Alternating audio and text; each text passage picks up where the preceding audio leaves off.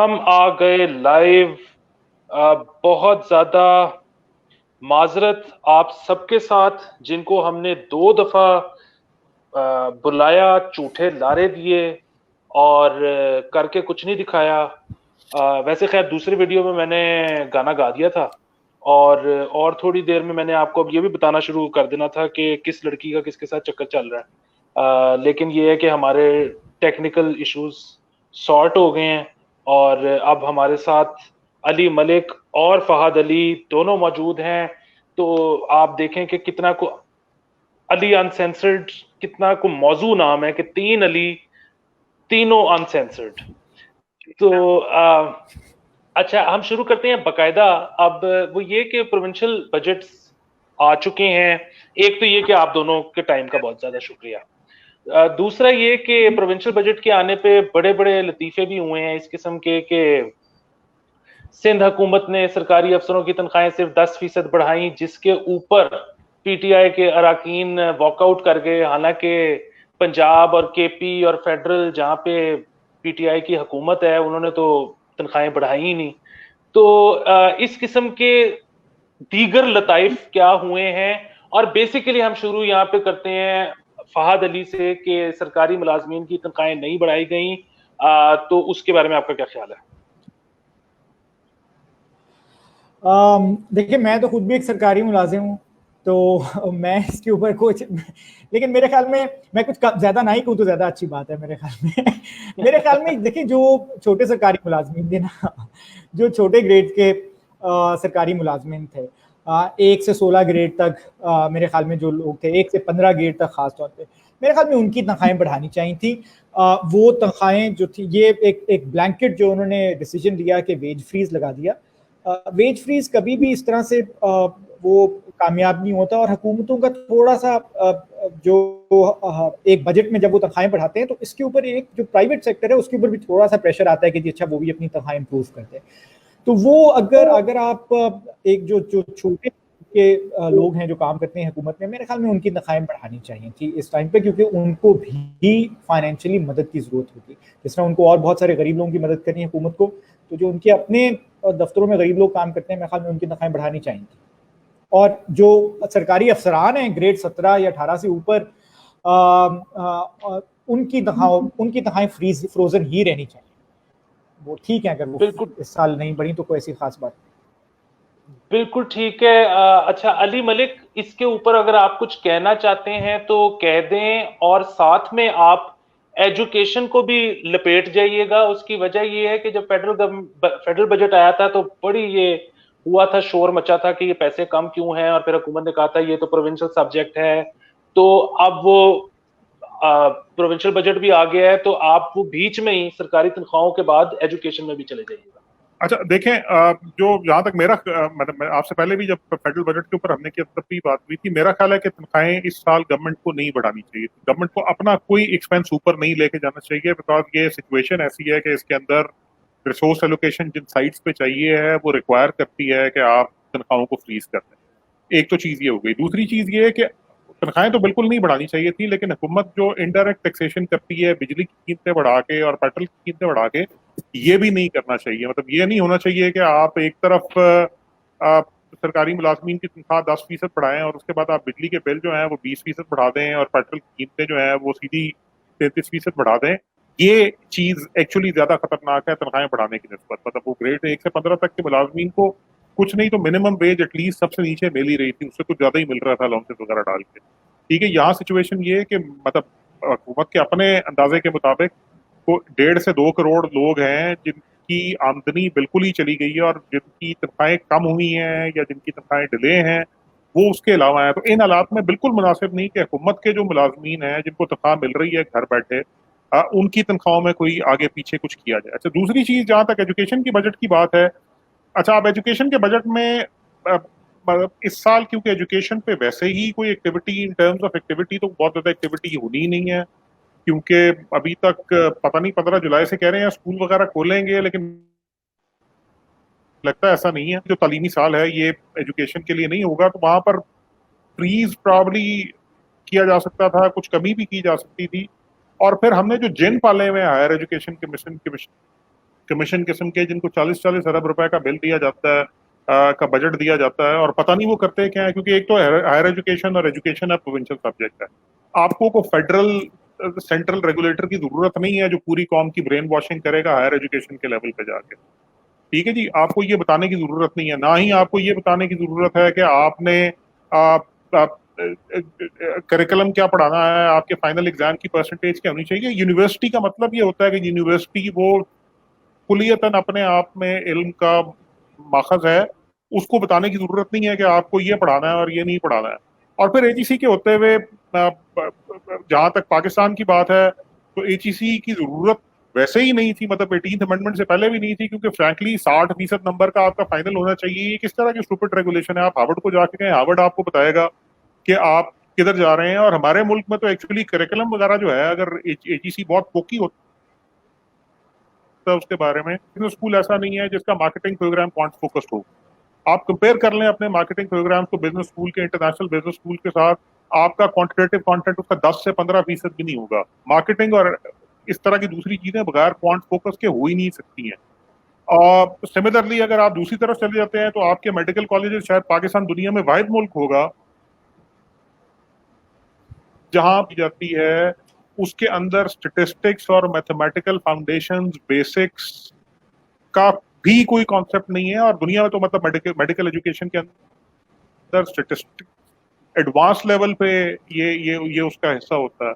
तो इस तरह के रेगुलेटर्स का ना तो कोई फायदा है, ना उनकी कोई जरूरत है, ना आपको कौम को ब्रेन वॉश करने की। मतलब बीएससी सिविल इंजीनियर जो बन रहा है उसको क्या जरूरत है कि वो उस वक्त मुताले पाकिस्तान और इस्लामियत पढ़े। भाई वो 12 साल पहले पढ़ा है, उसने जितना मुसलमान जितना पाकिस्तानी बनना था वो बन चुका है। आप 4 साल में उसको नहीं बना सकते। प्रोफेशनल एजुकेशन पे फोकस करें। तो इस तरह की जो चीजें हैं ना, ये 40-40 बिलियन हायर एजुकेशन कमीशन को दे दिया, फलाना डिवीजन है, हज डिवीजन अलग, मिनिस्ट्री ऑफ हज अलग है, हज डिवीजन अलग है, मिनिस्ट्री ऑफ हज अलग है, और मिनिस्ट्री ऑफ रिलीजियस अफेयर्स अलग है, ministry of science and technology अलग है, मिनिस्ट्री ऑफ इंफॉर्मेशन टेक्नोलॉजी अलग है। मतलब ये हम कर क्या रहे हैं, ये थोड़ा सा इस चीज को भी देखने की जरूरत है। ये स्लैक जो बेसिकली है ना, ये जो फैट गवर्नमेंट के अंदर आया हुआ है, इसको कम करने की जरूरत है। बिल्कुल ठीक है। अच्छा फहद, आप इसके ऊपर भी कमेंट कर देना, एजुकेशन के ऊपर भी, और उसके फौरन बाद खुद ही इस चीज पर आ जाना कि ऑपोजिशन ने बहुत इल्जाम लगाया है कि जी बड़ा आईएमएफ ज़दा बजट है। तो ये इसका आपके ख्याल में ये बात ठीक है और इसका क्या मतलब है? आई थिंक एक तो मेरे ख्याल में अली मलिक साहब ने भी जो अभी जो बातें की उसमें से उसका जो उनका आखिरी वाला पॉइंट था वो बहुत अहम है, उसको मेरे ख्याल में ज़रा स्ट्रेस करने की ज़रूरत है। और मैं एचईसी के ऊपर भी बात कर लेता हूँ थोड़ी सी कि अभी इस बजट के अंदर होना ये चाहिए था कि जो फजूल अखराजात हैं वो ख़त्म किए जाएं, ठीक है। और जो अखराजात की जो डायरेक्शन है वो होनी चाहिए लोगों को सपोर्ट करने में। और मेरे ख्याल में यही मेरा भी जहन में मेरे मकसद था कि अच्छा हम जो छोटे सरकारी मुलाजमीन हैं, उनकी छोटे ग्रेड्स के जो सरकारी मुलाजमीन हैं उनकी हम तनख्वाहें बढ़ाएं, क्योंकि अक्सर ये जो छोटे मुलाजमीन हैं ग्रेड 1 से 15 नहीं तो 1 से 10 तक जो हैं, ये सिर्फ सरकारी नौकरी नहीं करते, ये साथ साथ और भी नौकरियां करते हैं, तभी जाके उनके घर के खर्चे पूरे होते हैं। और फिर उनके घर के अपने लोग जो हैं वो भी कहीं और प्राइवेट सेक्टर में नौकरियां कर रहे होते हैं। तो घर का सिर्फ एक फर्द काम नहीं कर रहा होता, एक से ज्यादा फर्द काम कर रहे होते हैं, और एक फर्द जो है सरकारी नौकरी होने के बावजूद कहीं और भी नौकरी करके कुछ पैसा वैसा बना। तो वो जो हमारे यहाँ प्राइवेट सेक्टर की सपोर्ट जो आम हालात में इकोनॉमी जब काम कर रही होती है और उसके अंदर रिसेशन नहीं होती, तो उनका भी गुज़रात इसी तरीके से होता है। और ये सपोर्ट जो है वो उनके लिए भी अवेलेबल नहीं होगी। तो हमारे यहाँ अभी हमने ये सोचा, देखिए ये जो हमारे पास अगला साल आने वाला है, इसमें पॉवर्टी जो है ये मजीद बढ़ेगी। इसमें वो बहुत सारे लोग जो कि इस साल पुअर नहीं थे, इस साल पॉवर्टी में नहीं थे, वो पॉवर्टी की खताए गुर्बत जिसको कहते हैं, पॉवर्टी लाइन जिसको कहते हैं, उससे वो सताए गुर्बत जो है उससे वो नीचे चले जाएंगे, ठीक है। वो उससे नीचे स्लाइड कर जाएंगे, वो पुअर जो है वो बन जाएंगे, वो गरीब बन जाएंगे, क्योंकि हालात इतने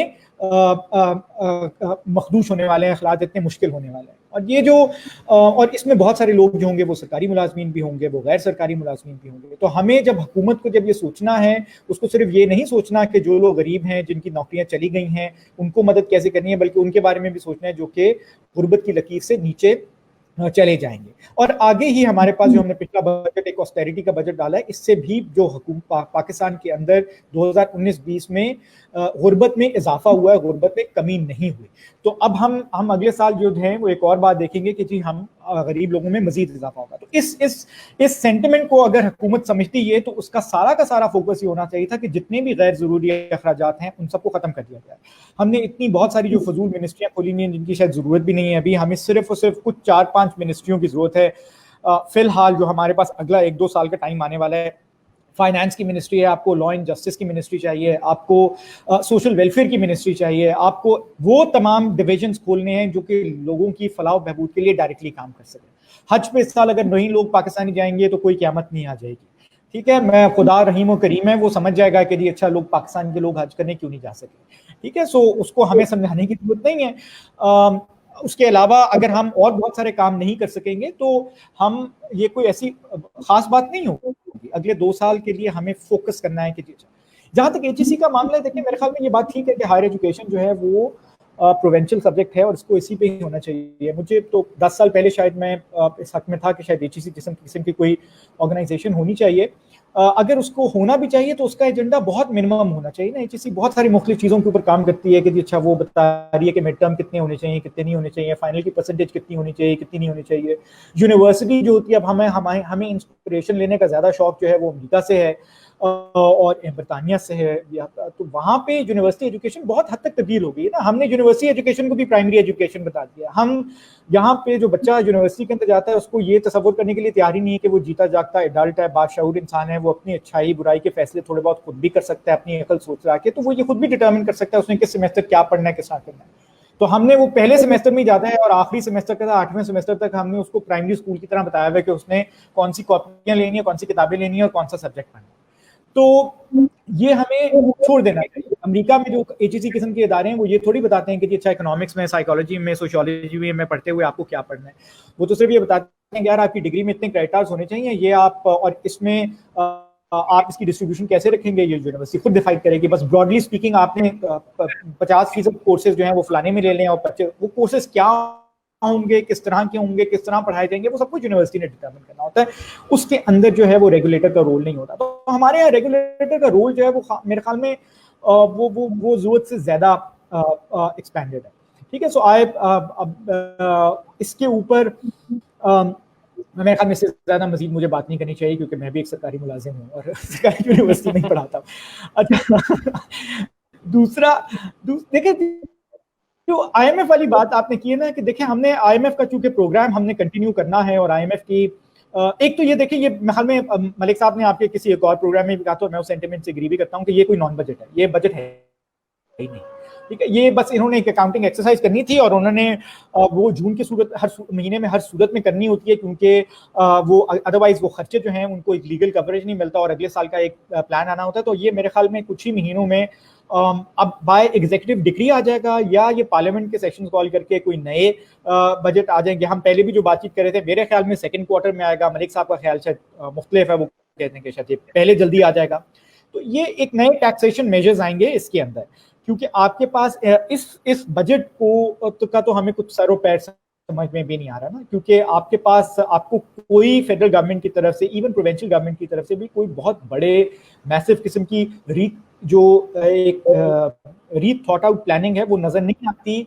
हमारे पास सिर्फ एक क्राइसिस नहीं है ये पैंडेमिक का, हमारे पास एक और दूसरा क्राइसिस है जिसके बारे में हम मीडिया में बातचीत नहीं कर रहे, हमारे पास उसके इफेक्ट्स क्या होंगे, और वो क्राइसिस है लोकस्ट के अटैक का, ठीक है। और ये आपके पास ये जो टिड्डी दल का अटैक है, इसके बारे में पैंडेमिक के बारे में हमें नहीं पता था, लेकिन हमें टिड्डी दल के अटैक के बारे में पहले से पता था, ठीक है। ये अखबारों में आ चुका हुआ है, ये गवर्नमेंट की अपने असेसमेंट्स हो चुके हैं। अच्छा, इसमें हमें ये हमारी जो टिड्डी दल जो है वो चूंकि हमें ये शौक होता है कि हम ये कहें कि पाकिस्तान, लाहौर में और पाकिस्तान में पोल्यूशन भी हिंदुस्तान से आती है, तो इस बार भी पहले यही कहा गया कि टिड्डी दल जो है ये हिंदुस्तान से आई है। ये ऐसा मामला नहीं है। ये टिड्डी दल जो है ये पिछले साल आई थी, उसके अंडे जो हैं वो ऐसा रह के ग्रो करके ये हमारी लोकस अटैक है। तो इसका मतलब ये है कि हम उसको पिछले साल भी हम उससे निपटने में कामयाब नहीं हुए थे, इस साल ये और जोर से आया और अगर हम अभी भी नहीं निपटेंगे तो ये अगले साल और जोर से आ जाएगा। तो ये जो अटैक है, ये हमारे पास जो ये दोनों बहुत बड़े क्राइसिस है, इसमें हमें ना फेडरल गवर्नमेंट की तरफ से कोई सीरियसनेस नजर आती है, ना ही हमें अनफॉर्चुनेटली प्रोविंशियल गवर्नमेंट की तरफ से सीरियसनेस नजर आती है। और जो बल्कि हमें नजर आता है वो ये कि काउंटिंग एक्सरसाइज है जिसमें आपने बुक्स को किसी ना किसी तरीके से बैलेंस कर लेना है, ठीक है। सो वो उसमें आपने किसी ना किसी तरीके से आपने खर्चे जो है वो कंट्रोल कर लेने हैं। तो उसमें आईएमएफ के इस बजट के अंदर चूंकि एक ऑस्टेरिटी जो है, एक उर्दू के अंदर उसके लिए बहुत नामुनासिब लफ्ज़ है किफ़ायतशारी। हाँ, हुकूमतों को किफ़ायतशार नहीं होना चाहिए इस तरीके से जिस तरह से इंडिविजुअल्स या हाउस होल्ड होते हैं, लेकिन वो जो ऑस्टेरिटी का एलिमेंट है वो उसकी जो छाप है वो आपको नजर आती है, और इसीलिए मुझे लगता है कि इस पे आईएमएफ की छाप है इस बजट के ऊपर।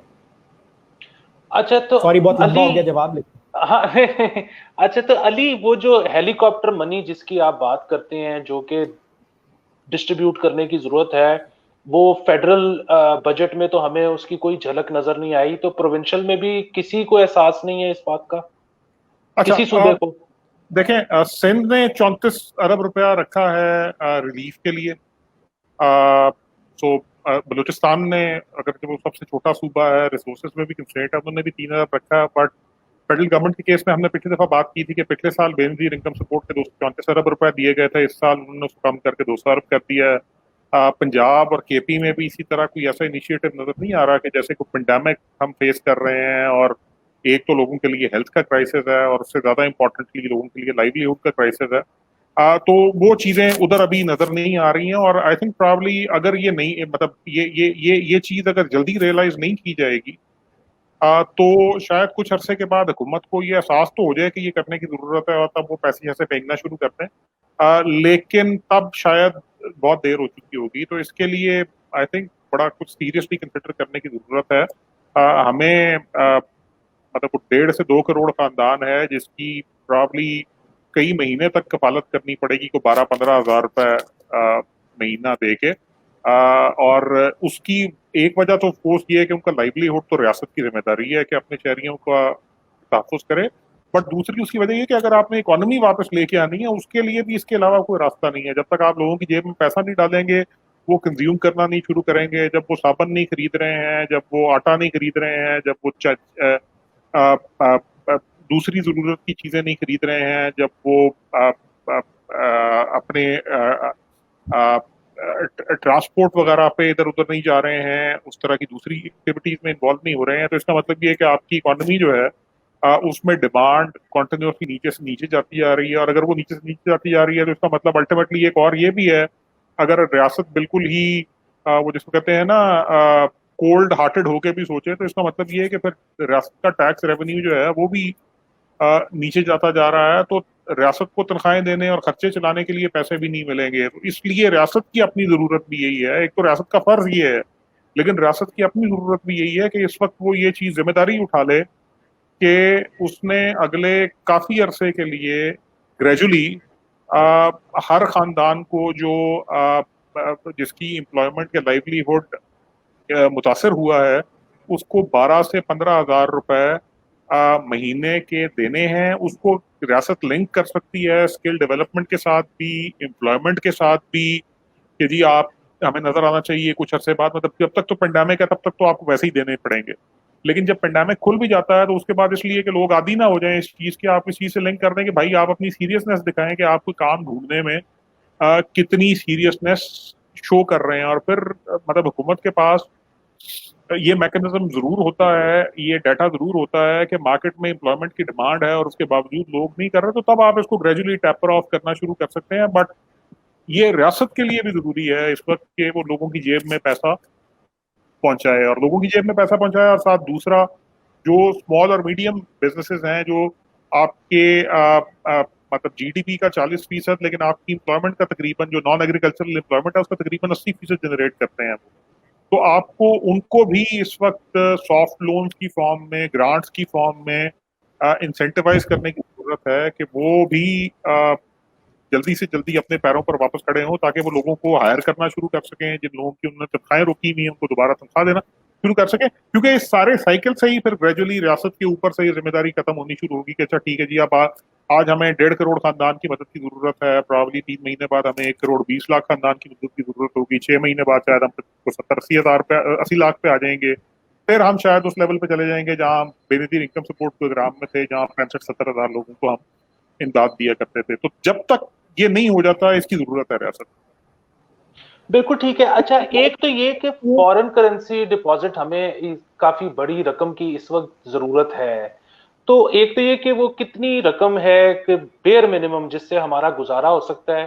नंबर दो ये कि क्या ये वो रकम है जिसके आने के बाद जो एक और बजट आएगा उसमें कुछ रिलीफ मिल सकता है, या इसके ना आने की सूरत में जो अगला बजट है वो इससे मजीद मुतासिर हो सकता है, या फिर मतलब वही वाली चीज की ये जो कागजों का पलंदा है बजट के नाम पे, ये कितना उससे मुंसलिक है वो उस मिनिमम डिपॉजिट की रकम से जो हमें चाहिए सर्वाइव करने के लिए।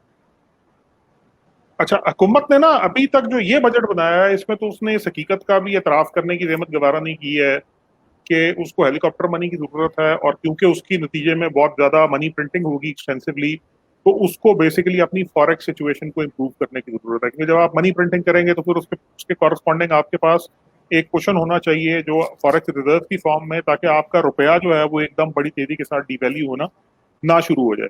मेरा ख्याल है कि अगले साल में पाकिस्तान को तकरीबन 7 से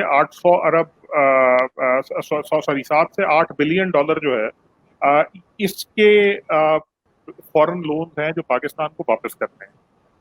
अगर किसी तरह ये एक साल के जो आपके 7 से 8 बिलियन के लोन हैं, हुकूमत इनको किसी तरह 3 से 5 साल की मेच्योरिटी के फॉरेक्स रीफाइनेंसिंग इनके अगेंस्ट अरेंज कर ले, या एग्जिस्टिंग क्रेडिटर से इसमें 3 से 5 साल की मुद्दत इंक्रीज करवा ले, या कोई नया लोन लेके उससे इसको रीपे कर दे और वो उसकी मेच्योरिटी 3 से 5 साल हो, तो आपके पास इतना क्वेश्चन आ जाएगा कि आप फिर 1 से 2 साल के अरसे के लिए इफेक्टिवली ठंडे दिल के साथ अपनी इकोनॉमी को रिवाइव करने की तरफ चलना शुरू कर सकते हैं। मगर यहाँ पर एक क्वेश्चन जरूर है, और वो ये कि ये ना हो कि आपको 7 से 8 बिलियन का रिलीफ मिले और उसके नतीजे में आप अपना जो मिलिट्री बजट है उसको फिर 250 अरब रुपया बढ़ा दें, और आप एयर असिस्टेंट कमिश्नर्स के लिए फिर 300 नए डाले हाइलेक्स के उनको ऑर्डर कर दें, और आप सोचें कि जी हमने फलानी मिनिस्ट्री में एक नया डिवीजन खोलना है जिसके लिए हम ये सब कुछ करेंगे, और एक्सेट्रा एक्सेट्रा। तो मतलब ये जो चीजें हैं ये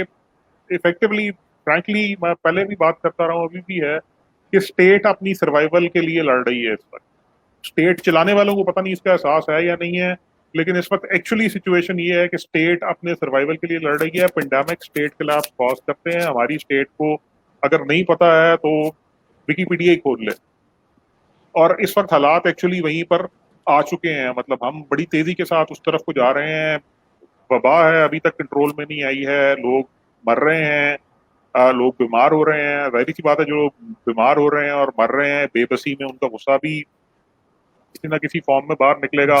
प्लस सबसे ज्यादा जरूरी चीज है कि लोगों का लाइवलीहुड बहुत बुरी तरह इम्पैक्ट हो चुका है, जिसकी फिलहाल वापस आने का कोई चांस नहीं है, सिवाय इसके कि गवर्नमेंट ये जिम्मेदारी ले और इसको आहिस्ता आहिस्ता वापस लाना शुरू करे। तो ये 7 से 8 बिलियन का relief I think probably will be something के जिसकी तरफ हमें कोशिश करनी चाहिए दुनिया के साथ। आज इनफैक्ट चाइना ने 1.3 बिलियन डॉलर का लोन दिया है, और मेरा ख्याल है कि मतलब चाइना है, अमेरिका है, ये दोनों हमारे दोस्त मुल्क हैं।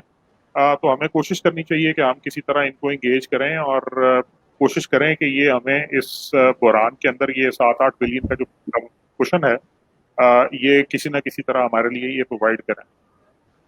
अच्छा फहद, ये अमेरिका हो गया, चाइना हो गया, आपके ख्याल में ये इस वक्त हमारी मदद को आएंगे? मतलब चाइना की तो खास तौर पे हम पे इतनी इन्वेस्टमेंट हो चुकी है, अब इस वक्त वो हमें मतलब बेयारो मददगार तो नहीं छोड़ सकते, क्योंकि उनके भी स्टेक्स हैं इस मुल्क में। और मतलब वो जाहिर है थोड़ा सा जरूरत इस बात की है कि खान साहब की स्पीचेस थोड़ी सी कम करवा दी जाएं, क्योंकि वो ऑफेंड कर देते हैं अक्सर लोगों को। लेकिन आपके ख्याल में मतलब ये पैसे आ जाएंगे या नहीं?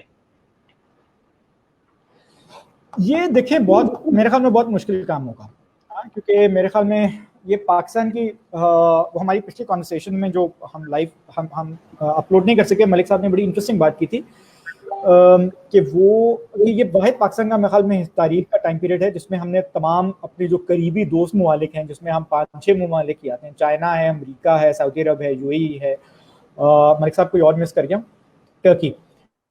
ये माशाल्लाह से 4-5 जो ममालिक हैं ये हमसे सारे नाराज हैं। टर्की के तो अपने बहुत सारे मसले मसाइल हैं, वो हमारी उनको तो खुद बहुत शदीद मुश्किलात का सामना है, तो आई डोंट थिंक सो वो हमारी खास मदद कर सकेंगे। सऊदी अरब और यूएई भी जो है वो वहाँ पे देखें ऑयल प्राइसेस जो हैं वो बहुत ज़्यादा क्रैश कर गई थी आगे आने वाले टाइम के अंदर भी, तो अब थोड़ा सा रिकवर कर गई हैं, वो $30 तक पहुँच गई हैं। आगे आने वाले टाइम के अंदर हमें नहीं मालूम कि दुनिया की इकोनॉमी जो है वो रिकवर कर सकेगी कि कोई, क्योंकि अगर वो रिकवर नहीं करती और बाकी दुनिया जो है एक ज़्यादा गहरी रिसेशन में चली जाती है या डिप्रेशन में चली जाती है, तो ऑयल डिमांड जो है वो ग्लोबली कोलैप्स कर जाएगी, जिसका मतलब ये है कि सऊदी अरब और यूएई जो है उनके पास कोई क्वेश्चन नहीं रह जाता कि वो हमारी मदद कर सके। ठीक है, वो शायद थोड़े बहुत पैसे दे दे, लेकिन वो शायद कोई बहुत हमारी जिस लेवल की मदद की हमें जरूरत हो सकती है वो हमें नहीं कर सकी। रह जाता है चाइना और अमेरिका। ठीक है, तो अमेरिका चूंकि डॉलर छापता है तो वो अगर उसमें से कुछ छाप के हमें दे दे तो दे दे।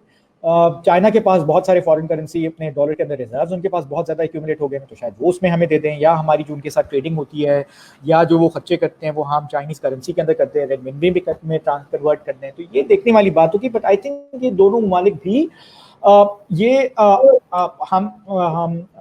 मेरा नहीं ख्याल कि हम इनकी ये हमें बहुत ज़्यादा हमारी मदद कर सके। तो पाकिस्तान के लिए ये एक वाकई चैलेंज होगा, क्योंकि देखिए वो जो पहले भी मलिक साहब बात कर रहे थे ना, और मैं भी जो ये पहले कह रहा था कि ये सारा का सारा बजट होना चाहिए, it should have been geared towards just one thing, helping people out.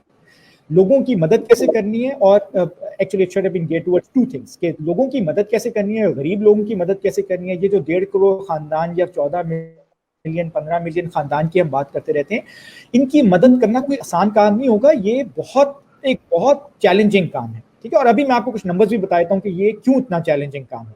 दूसरा जिसकी हमें मदद करनी है, हमें जिस चीज़ के ऊपर बजट होना चाहिए था वो ये था कि हम अपने हेल्थ केयर सिस्टम को रैंप अप कर सकें। जितना ज़्यादा पैसा हम हेल्थ केयर सिस्टम के अंदर डाल सकते हैं, अपनी कैपेसिटी बढ़ा सकते हैं कि जी अच्छा हमारे पास जो लोग हैं वो, देखिए हमारे पास इस पैंडेमिक की वजह से ये जो लॉकडाउन वगैरह हम कर रहे हैं, मेरे ख्याल में लॉकडाउन एक अनअवॉइडेबल चॉइस है ना, एक हमें करनी है हर सूरत। लेकिन उसके बाद क्या करना है, आप हुकूमत की कोई 3 महीने हो गए, 4 महीने हो गए, तमाम प्रोविंशियल गवर्नमेंट्स की और फेडरल गवर्नमेंट की अगर कोई वैक्सीनेशन की एफर्ट्स थी वो खत्म, वो बिल्कुल रुक गई हैं। ठीक है, तो अगर आप बच्चों को वैक्सीनेट नहीं करेंगे तो वो जिन बीमारियों से वो अपने आप को वो बचाते रहे हैं, या हमने पोलियो को इरेडिकेट करना है या और इरेडिकेशन करनी है हमने बीमारियों की, तो हम वो कैसे कर पाएंगे।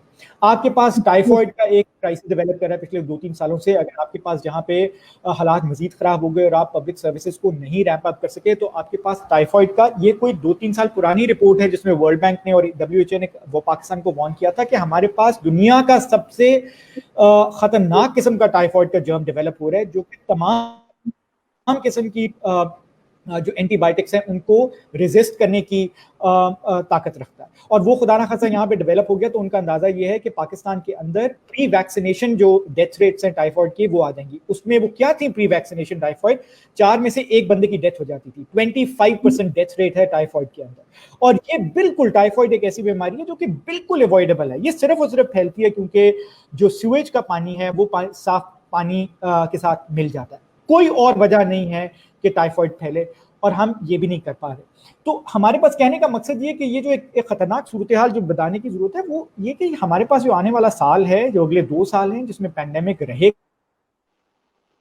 इसके उसमें 1 साल तो ये रहेगा, उसके बाद वैक्सीन डेवलप होगी, वैक्सीन को स्प्रेड करते करते पूरी दुनिया में आते आते एक्सेस करते हुए साल 1.5 साल लग जाएगा। तो हम 2 साल तो कहीं भी नहीं गए मेरे ख्याल में, अनलेस अंटिल ये पैंडेमिक जो है, ये वायरस जो है, ये भग से खुद कोई खुदा का करिश्मा हो के वो उठ जाए। ठीक है, उसके अलावा तो हमें तकरीबन 2 साल का टाइम ज़हन में रखना है। अच्छा, अब आप देखें खानदान की जो 34 बिलियन रुपए, बिल्कुल सही बात करें मलिक साहब के सिंध गवर्नमेंट ने रखी, ये ठीक, ये हमारे लिए, ये मतलब मेरे ख्याल में ये भी एक खाम ख्याली है ना, विशफुल थिंकिंग है। ये उनकी ख्वाहिश हो सकती है कि हम इतने पैसे देंगे, ये जब पैसे देने आएंगे तो उनके लिए, देखिए जो फेडरल प्रोविंशियल गवर्नमेंट्स है वो 2 ही सोर्सेज पे डिपेंड करती है ना, वो डिपेंड करती हैं कि फेडरल गवर्नमेंट ने टैक्स कलेक्ट करके डिविजिबल पूल में डालना है, वो उनको मिलेगा, या वो अपने टैक्सेस जो कलेक्ट करती हैं, जो वो अपने टैक्स कलेक्ट करती हैं वो सारे के सारे ऐसे बिजनेसेस के ऊपर है जो कि बंद हो रहे हैं। ठीक है, वो सिर्फ उसे सर्विसेज के ऊपर लार्जली रिलाई करती हैं, और थोड़ा सा उसके बाद जो उनके पास सोर्स है सर्विसेज के बाद वो है एक्साइज जो डिपार्टमेंट है जो गाड़ियों का है, थोड़ी बहुत जो शराब शरूब बिक जाती है या कुछ और बिक जाता है, इस तरह की चीजें जो हैं वो वहां से वो पैसे पूसे बना लेते हैं। ये सारी चीजें बंद हो जाएंगी ना, लोग गाड़ियां नहीं खरीदेंगे, लोग क्या कहते हैं और चीजें कंस्ट्रक्शन नहीं कर रहे, लोग दुकानों पे नहीं जा रहे, सर्विस रिटेल सेक्टर जो है वो बंद हो रहा है, तो आप वो वहां से टैक्स नहीं कलेक्ट कर पाएंगे, ना प्रॉपर्टी की रजिस्ट्रेशन होगी क्योंकि लोग प्रॉपर्टी खरीदेंगे ही नहीं। ठीक है, कोई भी इसमें इस टाइम के ऊपर अपने सब पैसे, क्योंकि लोग एंटिसिपेट करेंगे कि आगे आने वाले महीनों के अंदर उनको कैश की जरूरत पड़ेगी, तो वो अपने एसेट्स को एक लिक्विड फॉर्म में लेकर आना चाह रहे हैं। ठीक है, तो वो टैक्स कहां से, एक तो उनके फेडरल गवर्नमेंट के साथ भी यही मसला है कि वो जो टैक्स हैं, इंपोर्ट्स कम हो गई हैं, आपकी कोलैप्स कर रही हैं, आपके पास लोकल इकोनॉमिक एक्टिविटी कोलैप्स कर रही है, तो आपके पास जो बड़े बड़े सोर्सेज ऑफ रेवेन्यू है कस्टम्स और सेल्स टैक्स के अंदर, वो आपको नहीं दे पाएंगे रेवेन्यू, तो आप ये प्रोविंसेस को पैसा कैसे दे पाएंगे? ये जेपटाइज करेगी हुकूमत की, फेडरल गवर्नमेंट की भी capacity to help poor people और प्रोविंशियल गवर्नमेंट्स की। इस सूरत में डेफिसिट फाइनेंसिंग और फॉरेक्स रिजर्व्स को शोर अप करना ताकि आप डेफिसिट फाइनेंसिंग कर सकें, वो बहुत जरूरी हो जाएगा, क्योंकि आप डेफिसिट फाइनेंसिंग, अगर फिएट मनी, हेलीकॉप्टर मनी से आप पैसे छापेंगे तो आपका एक बर्डन आएगा आपके फॉरेक्स फॉरेन एक्सचेंज के ऊपर। अच्छा, अब आखिरी बात जो बिल्कुल मैं करना चाहूंगा वो ये, सॉरी मैं थोड़ा सा टाइम ले लेता हूँ ज्यादा, तो ये देखिए, ये इसको मदद करने का मतलब 14 मिलियन खानदान को अगर आप महीने का 5,000 रुपया भी देना, तो इसका मतलब है आपको 70 अरब रुपया चाहिए। ठीक है, 15 मिलियन खानदान कर लें, आपको 75 अरब रुपया चाहिए अगर आप उनको महीने का 5,000 रुपया भी दें। ठीक है, और आप अगर इनको, अगर आप महीने का 10,000 रुपया देते हैं, जो कि एक रीजनेबल अमाउंट है कि जिससे वो शायद अपना गुजारा कर सके, आप 10,000 रुपया देते हैं, 15 मिलियन खानदानों को 10,000 रुपये देने का मतलब है कि आपको हर महीने 150 अरब रुपया चाहिए। आपको 150 अरब रुपए को आप 12 से मल्टीप्लाई करें, अगर एक साल आपको ये मदद देनी पड़ गई, हाँ 6 महीने से एक साल आपको 15 मिलियन खानदानों की मदद करनी पड़ गई, तो आप 900 से 1800 अरब रुपया देख रहे हैं। ठीक है, तो 900 से 1800 अरब रुपया आप कहां से लेकर आएंगे? अब आप सोचें ना कि आपके पास जो बड़े बड़े, जो आपके पास बड़े बड़े चंक्स हैं बजट्स के, डिफेंस बजट के ऊपर आप 1200 रुपया खर्च करें, उसके ऊपर आपने 10% बढ़ा दिया। By the end of this year 5% आपको पता चलेगा कि उन्होंने मजीद मांग लिया, तो ये 2020-21 के 19-20 के मामले में 15% ये बढ़ जाएगा, क्योंकि हर दफा ऐसे ही होता है।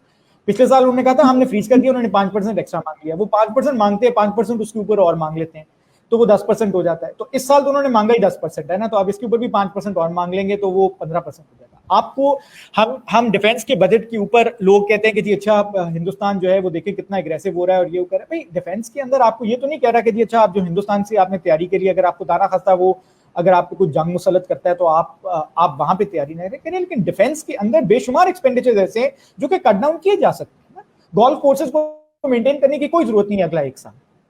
ठीक है, आपको मैसेज के अंदर जो है वो शाहाना किस्म का संगे मरमर के फ्लोर्स और क्या कहते हैं उनकी पेंट और ये और वो फलाना ढमकाना, ये सारी चीजें नहीं करने की जरूरत। आपको मिलिट्री के जो बिजनेसेस हैं उनको सब्सिडाइज करने की नहीं जरूरत, अगर उनको इनडायरेक्टली बजट के थ्रू सब्सिडी मिलती है। लेकिन मसला सारा ये कि ये हमारे पास एक क्यास रही है ना, क्योंकि हम बजट जो है वो पार्लियामेंट के अंदर डिस्कस ही नहीं करते, वो पता ही नहीं होता कि जी क्या हो रहा है क्या नहीं हो रहा।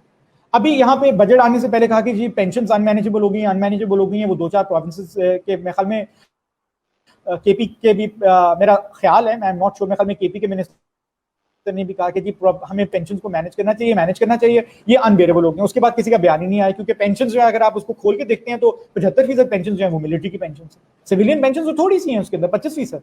किसको मैनेज करेंगे आप?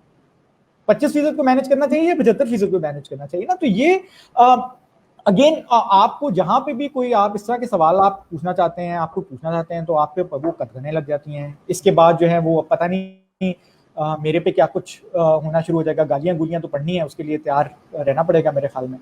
आप लोग जरा 2-4 अच्छी बातें कर दें और आखिर में हम पाकिस्तान जिंदाबाद और पाकिस्तान फौज जिंदाबाद के नारे से ही खत्म करेंगे। सॉरी, थोड़ा बिल्कुल। अच्छा अली, हमारे दोस्त एहसन मंजूर साहब ने एक मैसेज भेजा है, वो अगर आपको नजर आ रहा है तो पढ़ लीजिए, नहीं तो मैं आपको पढ़ के सुना देता हूँ। पढ़ के सुना दीजिए कि do you think this low interest rate scenario may not be sustainable for long in despite negative economic growth, factors of demand based inflation and IMF?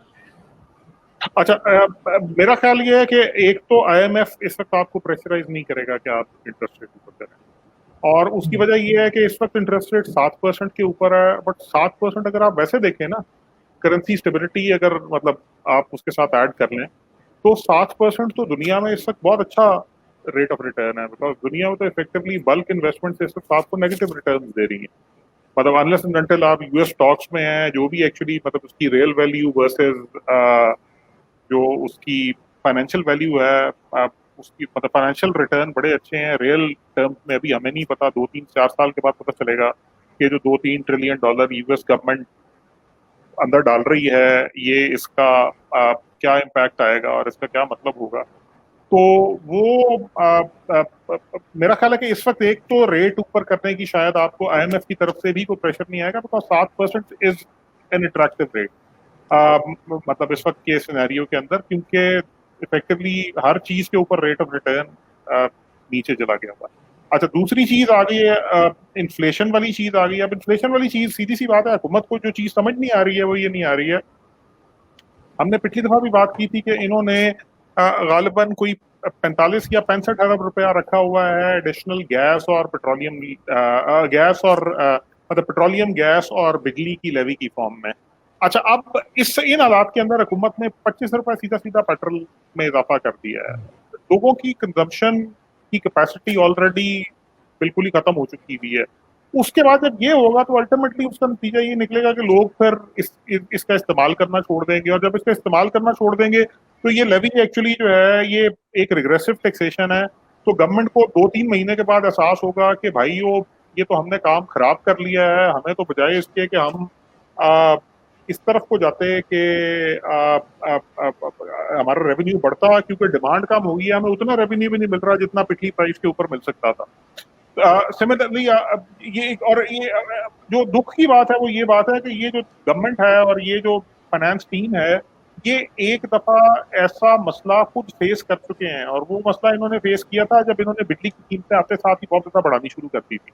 उसका नतीजा एक्चुअली ये निकला हुआ है कि इन्होंने 1.1 ट्रिलियन के ऊपर सर्कुलर डेट लिया था, और अब इन्होंने 1 ट्रिलियन उसके ऊपर और ऐड कर दिया, क्योंकि खुद सरकारी इदारों की कैपेसिटी नहीं है कि वो पैसे दे सकें।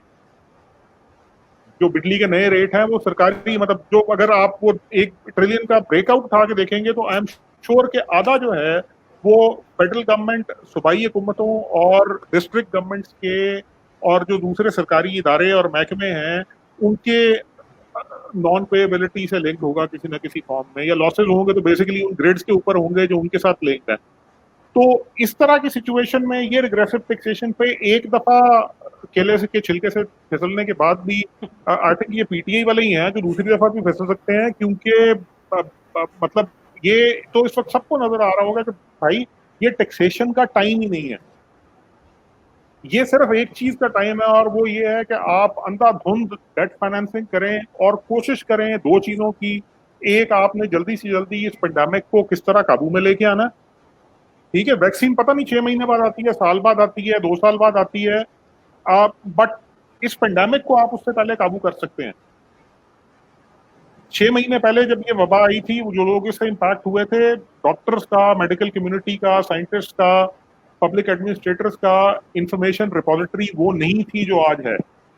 इसी वजह से खुदा न खास्ता अगर आज कोई बीमार होता है तो उसके बचने का चांस रिलेटिवली ज्यादा है कंपेयर टू वो पहले लोग बेचारे जिनको हुआ, और क्योंकि किसी को समझ ही नहीं थी उस वक्त, मतलब Aahista Aahista human body of knowledge develop हुई है, तो वैक्सीन नहीं भी आती है। आप देखें ना, कुछ ट्रीटमेंट्स हैं जो ऑलरेडी एग्जिस्ट कर रहे हैं, कुछ एंटीवायरल ट्रीटमेंट है, कुछ सेकेंडरी इन्फेक्शंस के लिए ट्रीटमेंट्स आ गए हैं जो एंटीबैक्टीरियल हैं, क्योंकि पता चला है कि अच्छा जी कुछ जब ये अटैक होता है तो उसके अंदर कुछ ऐसे कॉम्प्लिकेशंस होती हैं जिसकी वजह से वो बैक्टीरियल अटैक जिसके अगेंस्ट जो लंग्स हैं वो मतलब आम हालात में तो रिएक्टेंट होते हैं, वो आपकी इम्यूनिटी क्योंकि वायरस ने काफी बर्बाद कर दी होती है, इसलिए वो भी आपको हिट करना शुरू कर देते हैं। तो अक्सर फर्टिलिटीज पे अब उससे भी काबू पाया जा रहा है, और इसके अलावा कुछ और कॉम्प्लिकेशन है जिसके लिए पता चला है कि अच्छा जी ये दवाई थी तो किसी और चीज के लिए, लेकिन क्योंकि इस तरह की इन्फ्लेमेशन लंग्स में होती है तो उसका भी इलाज इससे किया जा सकता है। तो आपके चांसेस टाइम के साथ साथ इंप्रूव करते जाएंगे। मतलब आपको 3 महीने पहले ये चीज पता चल गई कि अच्छा जी, और ये मतलब जितना आपका जो जिसको हम वो फार ईस्टर्न वर्ल्ड बोलते हैं, तो फार ईस्टर्न वर्ल्ड ने सबसे पहले इस चीज में लीड किया अराउंड फरवरी के भाई आपने बाहर निकलना है तो आपने मास्क पहन के निकलना है, क्योंकि अगर दोनों तरफ लोगों ने मास्क पहना हुआ है तो इसका मतलब ये कि तो एक चीज तो बड़ी सीधी सी है कि जितना टाइम गुजरता जाएगा आपके लिए पेंडेमिक में वैक्सीन आए ना आए, कोई 100% गारंटी वाला इलाज आए ना आए, आपकी probability to deal with it, आपकी प्रोबेबिलिटी ऑफ सर्वाइवल मजीद बढ़ती जाएगी टाइम के साथ साथ, क्योंकि this is how we humans work.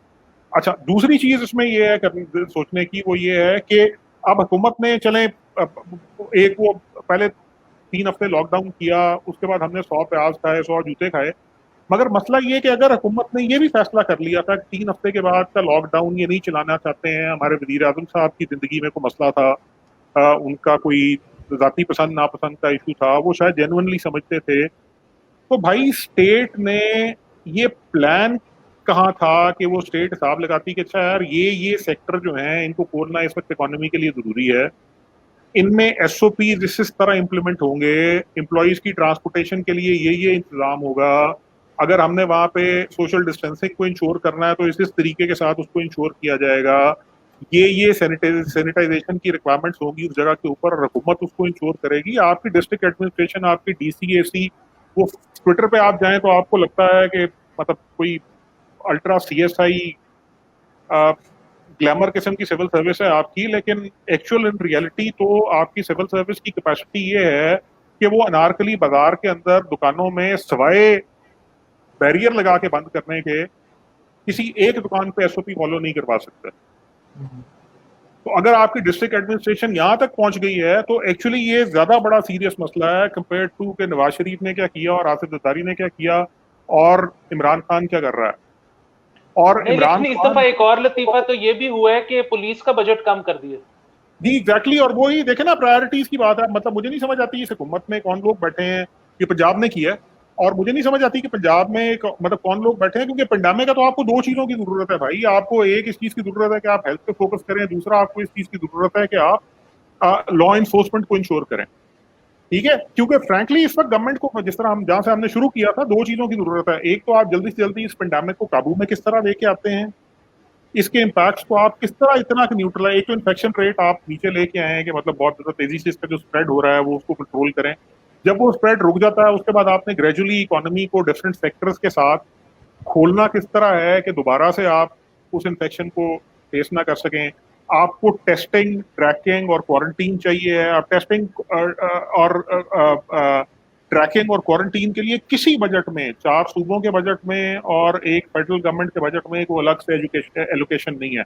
मतलब मैं फ्रैंकली मेरा ख्याल है कि अगर आप हुकूमत कुछ और ना करे, सिर्फ 60-70 अरब रुपया टेस्टिंग के ऊपर, मैस टेस्टिंग को 12-15% पॉपुलेशन की टेस्टिंग के ऊपर खर्च कर दे तो हमारा इन्फेक्शन रेट फ्रैक्शन हो जाएगा उसका जो इस वक्त है, हमारे जो फ्यूचर फैटेलिटीज जो हम फोरकास्ट कर रहे हैं उससे कहीं नीचे आ जाएंगी। और यहाँ इन्होंने क्या किया, इन्होंने ये किया कि वो 90 करोड़ का प्रॉब्ली क्वारंटीन सेंटर था, पता नहीं कहते हैं कि उससे कम लगाए थे, ज्यादा लगाए थे, पंजाब ने तो इवन उसको भी ताला लगा दिया है, जैसे पेंडेमिक खत्म हो गया है अब हम घर जा रहे हैं, थैंक यू सो मच। अच्छा, दूसरी चीज और तीसरी चीज ये कि जब ये सब कुछ हम काबू कर लेते हैं पेंडेमिक को, इसका इन्फेक्शन रेट स्लो हो जाता है, हम ग्रेजुअली इकोनॉमी को ओपन करना शुरू कर देते हैं, तो फिर हमने इकोनॉमी को रिवाइव कैसे करना है। इस वक्त तो इस बजट के अंदर तो फोकस होना ही सिर्फ इन 3 चीजों के ऊपर चाहिए था। मतलब मुझे समझ नहीं आ रही है कि ये लोग मतलब किस दुनिया में है। जिस तरह आपने कहा पुलिस का बजट इन्होंने कम कर दिया है, अगर आप हेल्थ वाइज एलोकेशन देखें तो सूबों ने तो फिर भी कुछ किया है, फेडरल गवर्नमेंट तो ऐसे समझ रही है जैसे कुछ है ही नहीं। टेस्टिंग के लिए, ट्रैकिंग के लिए कोई बंदोबस्त नहीं है। क्वारंटीन की अगर आप बात करते हैं तो सिंध और बलूचिस्तान में को थोड़ी बहुत उसके ऊपर एम्फोसिस है, पंजाब में, केपी में, फेडरल गवर्नमेंट में कोई एम्फोसिस नहीं है उसके ऊपर। मतलब ये इस तरह लग रहा है इस वक्त देख के कि शायद मतलब यहाँ पर पाकिस्तान दुनिया का वाहिद मुल्क है जो कोरोना का जिसमें कोई इशू नहीं है और हम बिल्कुल उससे हट के एक आइसोलेशन के अंदर चल रहे हैं। बिल्कुल। अच्छा फहद, एक सनी खावर साहब ने सवाल किया है और वो सवाल ये है कि ऐसा क्या आपको भी लगता है कि पाकिस्तान जो है वो ट्रंप एडमिनिस्ट्रेशन की तरह के फैसले ले रहा है, जो वो कर रहे हैं वैसे ही ये कर रहे हैं? अगर ये बात ठीक है तो आपके ख्याल में पाकिस्तान की इकोनॉमी पे उसका क्या असर होगा? देखिए, ये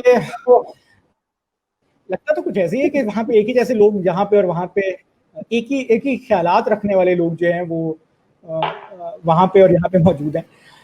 नहीं, आई थिंक जोक्स असाइड, लेकिन ट्रम्प एडमिनिस्ट्रेशन में क्या मसला है, और वही मसला मेरे ख्याल में हमारे यहाँ पे भी है, और वो ट्रम्प एडमिनिस्ट्रेशन के साथ तो बहुत सारे मसले मसाइल हैं, लेकिन उनका पेंडेमिक के साथ क्या मसला है कि कोई क्लियर कट पॉलिसी सामने नजर नहीं आ रही। ठीक है, तो अब जब वहां पे टाइम गुजर गया, 4-5 महीने गुजर गए, तो अब वहां पे पता चला, पिछले दिनों में न्यूयॉर्क टाइम्स के अंदर पढ़ा था कि किस तरह से ये हुआ कि यूएस के अंदर उनकी बहुत तफसील से रिपोर्ट आई हुई है कि किस तरह से ये हुआ कि अमेरिका के अंदर वायरस जो है वो इतना ज्यादा फैल गया।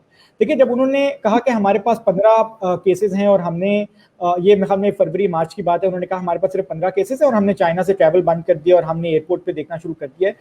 अब रिपोर्ट सामने आई है कि उस वक्त 2000 ऐसे लोग थे जिनको ये वायरस, कम से कम 2000 लोग ऐसे थे जिनको ये वायरस, ये बीमारी लग चुकी हुई थी और उनके बारे में कुछ नहीं पता था कि वो किधर हैं और किस तरह से ट्रैवल करें और किधर तक जा रहे हैं। तो वो एक बिल्कुल आप समझ के शैडोज के अंदर एक स्प्रेड हो रहा था जिसके बारे में रियासत को कुछ पता नहीं था, और वो रियासत बस एक गंगो रियासत की तरह, जिस तरह वो ट्रम्प को शौक है कि जी अच्छा वो हर वक्त कंट्रोल में नजर आए और उनसे जबरदस्त आदमी कोई नहीं है और बंदा ही कोई नहीं है। तो उस तरह की बातें जो उन्होंने की, तो उसकी वजह से और फिर ये कि अच्छा वायरस को सीरियसली नहीं लिया, वायरस को ये कहती खुद ब खुद गायब हो जाएगा, फिर ये कह दिया कि जी अच्छा अप्रैल के बाद ये खुद ब खुद गायब हो जाएगा क्योंकि गर्मी आ जाएगी वगैरह वगैरह, ये फ्लू की तरह है। उसी तरह की बातें आपको यहाँ पे आने को मिली, सुनने को मिली। तो एक बहुत नॉन सीरियस किस्म की का एक एटीट्यूड रहा है कि इसको समझा, इसको बहुत सीरियसली लिया नहीं गया। फिर ये कि इल्जाम चाइना पे डाल दिया कि चाइना ने हमें नहीं बताया।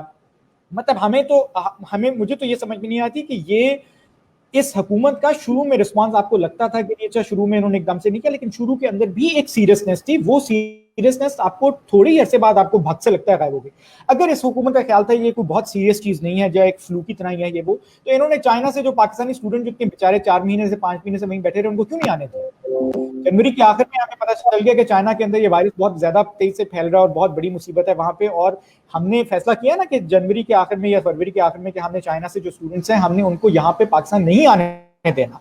बाकी सारी दुनिया ने अपने, और इसके ऊपर इस हुकूमत को क्रिटिसाइज भी बहुत किया गया कि तस्वीरें ला के दिखाई गई कि हिंदुस्तान कैसे अपने स्टूडेंट्स को वापस लेकर आ रहा है चाइना से, और श्रीलंका में कैसे लोग वापस लेकर आ रहे हैं। लेकिन पाकिस्तानी हुकूमत ने यह फैसला किया कि हमने स्टूडेंट्स को वापस नहीं लाना क्योंकि यहाँ पे ये स्प्रेड कर जाएगा। तो एक सीरियसनेस आपको थी, ये कोई छोटा फैसला नहीं था करने के लिए, उनकी फैमिलीज भी यहाँ पे मौजूद है, लेकिन वो सीरियसनेस टाइम के साथ साथ आपको खत्म आपको वो मेंटेन नहीं की, और वो एक खामखा की एक मेरे ख्याल में, मतलब मुझे तो नहीं समझ में आता इसको कैसे क्लासिफाई किया कि ईगो की फाइट थी ना, कि किसी ने कह दिया, सिंध वालों ने कह दिया कि हमने लॉकडाउन करना है, तो प्राइम मिनिस्टर साहब को ख्याल आया कि नहीं लॉकडाउन जो है वो अच्छी बात नहीं है। मैं कई दफा ये सोचता हूँ कि अगर सिंध हुकूमत ये कहती कि लॉकडाउन अच्छी बात नहीं है, तो शायद हमारे प्राइम मिनिस्टर साहब ये कह रहे होते कि लॉकडाउन से बेहतर कोई चीज ही कोई नहीं है। ठीक है, कि वो 6 महीने बाद भी, 4 महीने बाद भी हर अपने खिताब के अंदर ऑब्सेसिवली इसके ऊपर बात करते हैं कि लॉकडाउन, कंप्लीट लॉकडाउन नहीं होना चाहिए और स्मार्ट लॉकडाउन होना चाहिए। आप स्मार्ट लॉकडाउन अगर करना चाहते हैं तो कर लेना, आपसे वो भी नहीं सही तरीके से मेंटेन हो पा रहा, क्योंकि आप वो क्यों नहीं मेंटेन हो पा रहा, क्योंकि आप लोगों की मदद नहीं कर पा रहे। देखिए, अभी मलिक साहब ने कहा कि वो हमारे जो छोटे बिजनेसेस हैं वो 80% एम्प्लॉयमेंट उठाते हैं, एम्प्लॉयमेंट जनरेट करते हैं नॉन एग्रीकल्चर एम्प्लॉयमेंट में खास तौर पर। बिल्कुल ठीक बात है, लेकिन आपका छोटा बिजनेस जो है वो रिलाई नहीं करता रियासत के ऊपर कि वो कि वहां से वो उसके ऑफिशियल चैनल्स के थ्रू, बैंक्स के थ्रू कर्जा ले। ठीक है, वो ये उसको कोई फर्क नहीं पड़ता, ठेले का फर्क नहीं पड़ता। आप कल पॉलिसी रेट उठा के जो है वो 7% से 5%, 3% पे ले आया, उसने नहीं जाना, क्योंकि वो ऑफिशियली रजिस्टर्ड ही नहीं है। ना ही वो इस तरह से वो रिलाई करते हैं कि जी आपकी प्राइवेट सेक्टर की ऑफ टेक जो है प्राइवेट कमर्शियल बैंक से, तो वो तो बहुत कम है। कमर्शियल बैंक लेंड नहीं करते प्राइवेट सेक्टर को, सिवाय बड़ी बड़ी फर्म्स और बड़ी बड़ी बिजनेसेस के। तो आपके पास इन छोटे बिजनेसेस के लिए इस क्रेडिट के बगैर जो है, सप्लाई के बगैर, उनके लिए सर्वाइव करना बड़ा मुश्किल हो जाएगा। ठीक है, तो वो अभी तक कैसे अपने, वो बिजनेस चल रहा होता है तो उनकी एसोसिएशंस हैं, वो मार्केट में लोग बैठे हुए हैं, वो एक इंटरनल मैकेनिज्म है, इनफॉर्मल मैकेनिज्म है, जिसमें बड़े प्लेयर्स जो हैं वो छोटे प्लेयर्स को क्रेडिट जो है वो इन काइंड दे देते हैं या इन कैश दे देते हैं। वो डिपेंड करता है कि जी अच्छा बड़े प्लेयर की कैपेसिटी कैसी है और नेचर ऑफ बिजनेस कैसी है। ठीक है, तो आपके पास एक ये क्राइसिस के ऊपर एक लिहाज से एक अपॉर्चुनिटी भी थी कि जी अच्छा ठीक है, यहाँ पे रियासत जो है कैपेसिटी, जिस तरह आप मलिक साहब भी बता रहे थे कि रियासत की कैपेसिटी का जो हाल है, कैपेसिटीज जो है वो, रियासत की कैपेसिटी जो है वो क्राइसिस के अंदर ही बनती है। एक क्राइसिस, आम तौर पे ये कहते हैं कि जी क्राइसिस एक अच्छा मौका होता है कि जिसके अंदर रियासत जो है वो माशरे के अंदर एंटर कर सकती है, और माशरे को, मतलब अगर उसने उसकी देखभाल करनी है, अगर ये उसका मकसद है, तो वो उस क्राइसिस को एक अपॉर्चुनिटी के तौर पे यूज कर सकते हैं। तो वो अपॉर्चुनिटी आप कैसे यूज कर सकते हैं ना, आप पहले ये बताएंगे जी आप सीरियस हैं इस मामले में। आप बताएं कि जी आपने रियासत के जो फजूल खर्चे हैं, जो बहुत बड़े इतने अरसे से आपने जिन चीज़ों के ऊपर, उसमें ट्रांसपेरेंसी है, उसमें कोई इदारा जो है वो मतलब एक सांप बन के अपने बजट के ऊपर नहीं बैठा हुआ कि मैंने किसी को नहीं दिखाना, जो मर्जी कर लो, ठीक है। तो और फिर बाकी गवर्नमेंट के अपने सिविलियन गवर्नमेंट के अंदर भी जो खर्चे हैं, इस बार अब क्या कहते हैं, उनके अपने पर्क्स और प्रिविलेजेस के ऊपर जो है, अफसरशाही के ऊपर, जिस तरह मलिक साहब भी कह रहे थे कि अच्छा आपने वो डाले खरीद लिए या आपने गाड़ियां खरीद ली, ये नहीं होना चाहिए ना, बिल्कुल भी। इनके ऊपर कोई कमिटमेंट आई है, छोटे छोटे थोड़े थोड़े पैसे होंगे, बट इस टाइम के ऊपर एक सिंबॉलिक वैल्यू होगी, ठीक है।